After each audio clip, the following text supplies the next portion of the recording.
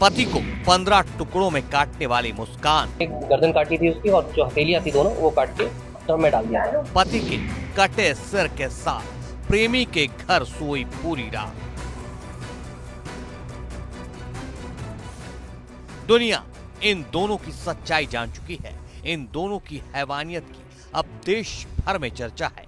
लेकिन हैवानियत की इंतहा तो तब हो गई जब मासूम सी दिखने वाली इस लड़की की यह सच्चाई सामने आई कि कत्ल वाली आधी रात ये बाजू से कटे अपने पति के दोनों हाथ और सिर को बैग में भरकर प्रेमी साहिल के घर पहुंची। बताया जा रहा है कि पूरी रात ये पति के कटे हुए सिर के साथ सोई।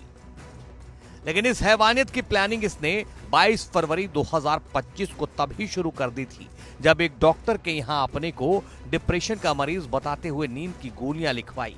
गूगल पर सर्च कर नींद और नशे की गोलियों के कुछ सॉल्ट और देखी। प्रेमी के साथ खैर नगर पहुंच गई और नींद और नशे की गोलियां खरीदी। दोनों ने बाजार से मीट काटने वाले 800 रुपए के 2 चाकू, 300 रुपए में उस्तरा और पॉली बैग खरीदे और फिर दोनों सही मौके के इंतजार में रहे।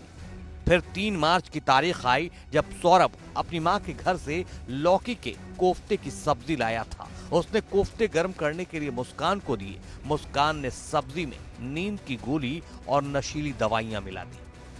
सौरभ के सोने और बेहोश होने के बाद मुस्कान ने अपने प्रेमी साहिल को कॉल करके घर बुला लिया।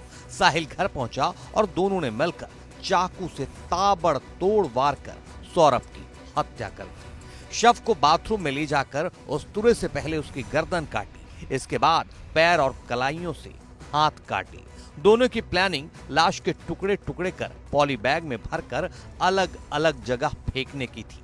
दोनों ने सौरभ के धड़ को पॉली बैग में भरकर वहीं डबल बेड के बॉक्स में रख दिया।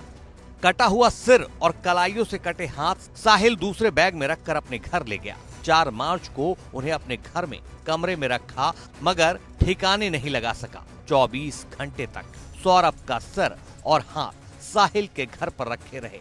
5 मार्च को उन्होंने घंटा घर से ड्रम खरीदा और पॉली बैग के रखे धड़ को उसमें डाल दिया। कुछ देर बाद साहिल सिर और हाथ ले आया और उन्हें भी ड्रम में डाल दिए।